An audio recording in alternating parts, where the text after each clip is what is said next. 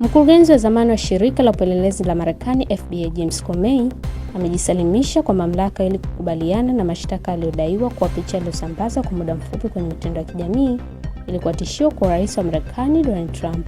Kesi hiyo inatokana na chapisho la mwaka 2025 kwenye Instagram lililowekwa na Comey lilokuwa na picha ya magamba ya baharini yaliyopangwa kuunda maneno 8647 ni istilahi ya mtaani inayomaanisha kuondoa, na waendesha mashtaka wanadai kuwa inahamasisha vurugu dhidi ya Trump, rais wa 47. Comey alikanusha mashtaka akisema hakujua na maana ya namba hizo na ameshutumu upande wa mashtaka kwa kuwa na nia za kisiasa.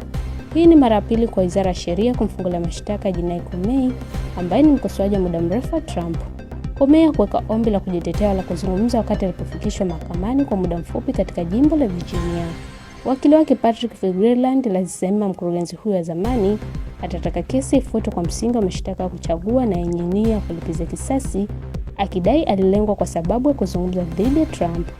Judge Fitzpatrick alikataa juhudi za Wizara ya Sheria kuweka masharti ya kuachiliwa kwa Comey, akisema hayakuwa lazima. Kwa mujibu wa CBS News, waendesha mashtaka wamshtaki Comey kwa kuwa na kwa makusudi kutoa tishio la kuondoa maisha na kusababisha madhara ya kimwili kwa rais na pia kusambaza tishio hilo kati ya majimbo. Kila shtaka lina adhabu ya juu ya hadi miaka 10 jela.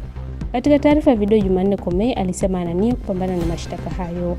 Chapisho lake la awali la Mei 2025 lilikuwa na picha ya magamba ya baharini fukweni yaliyopangwa kuonyesha 8647 likiwa na maelezo mpangilio mzuri wa magamba ya baharini wakati wa matembezi yangu ufukweni. Comey alifuta picha hiyo baada ya malalamiko ya umma. Akizungumza na waandishi wa habari kuhusu mashtaka dhidi ya Comey Jumatano, Trump alimuita mtu fisadi. Niseme yoyote anayejua kuhusu uhalifu anajua 86 ni istilahi ya magenge ya uhalifu iliyomaanisha muue. Magenge hutumia neno hilo wanapotaka kumuua mtu. Wanasema 86 huyo. Watu kama Comey ni tisho kubwa sana, nadhani kwa wanasiasa na wengine. Baadhi ya wataalamu wa sheria pamoja na wabunge wamehoji uzito wa mashtaka hayo. Comey alifutwa kazi na Trump katika muhula wake wa kwanza baada ya kuanzisha uchunguzi kuhusu uingiliaji wa Urusi katika uchaguzi wa urais wa Marekani wa mwaka 2016. Tangu wakati huo, Trump amekuwa akitaka mara kwa mara kufunguliwa mashtaka dhidi yake, na mashtaka sasa ni jaribio la pili la utawala kufanya hivyo.